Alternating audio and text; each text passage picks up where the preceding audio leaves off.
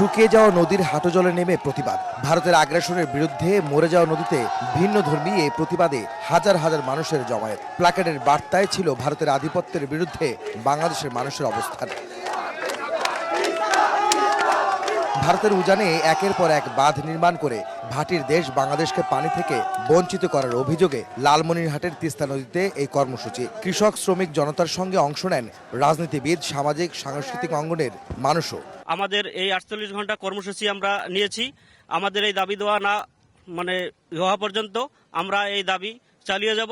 আমাদের এটা জনগণের দাবি, বঞ্চিত মানুষের দাবি। এই দাবি যদি বাস্তবায়ন করা না হয় তাহলে আবারও আমরা এর থেকে কঠোরতর কর্মসূচি দিতে বাধ্য হব। 2 দিনব্যাপী তিস্তা নদী রক্ষা আন্দোলনের দ্বিতীয় ও শেষ দিন সকালে লালমনিরহাটের তিস্তা ব্রিজ থেকে শুরু হয় পদযাত্রা। লাখো জনতার অংশগ্রহণে প্রতিবাদ জানানো হয় আন্তর্জাতিক আইন অমান্য করে ভারতের বাঁধ নির্মাণের। 3 কিলোমিটার পথ পাড়ি দিয়ে রংপুরের কাউনিয়া বাজার ঘুরে আবারও লালমনিরহাটের তিস্তা ব্রিজে এসে শেষ হয় পদযাত্রা। 40% বেশি গ্লো, বিশ্বের 1 নম্বর গ্লো ক্রিম, নতুন গ্লো এন্ড লাভলি। জাগো বাহে তিস্তা বাঁচাও, এই আন্দোলন নিয়ে, এই স্লোগান নিয়ে তিস্তার এই ব্রিজের উপর দিয়ে পদযাত্রা চলছে।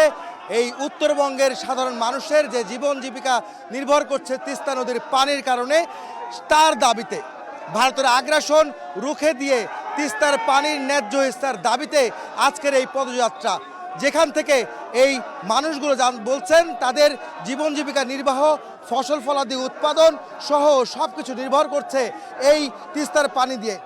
যে কারণে এই পানি তাদের জন্য কতটা মূল্যবান, কতটা তাদের জন্য গুরুত্বপূর্ণ তা আবারও প্রমাণ করতে রাজপথে নেমেছেন এই এলাকার উত্তরবঙ্গের বাসিন্দারা।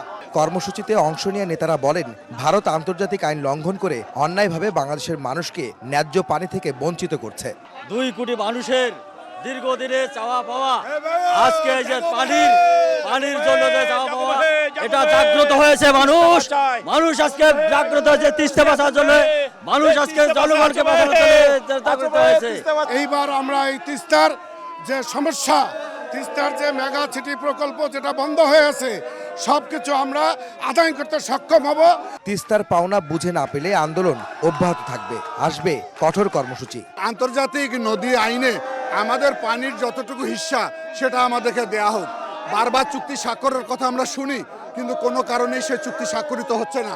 2 দিনব্যাপী এই কর্মসূচি চলছে উত্তরবঙ্গের 11টি স্থানে। অংশ নিয়েছেন কুড়িগ্রাম, নীলফামারী, রংপুর, লালমনিরহাট ও গাইবান্ধা সহ উত্তরের সব জেলার মানুষ।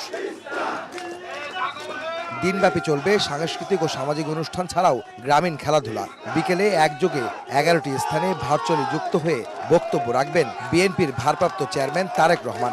48 ঘন্টার এই প্রতিবাদ শেষ হবে মধ্যরাতে।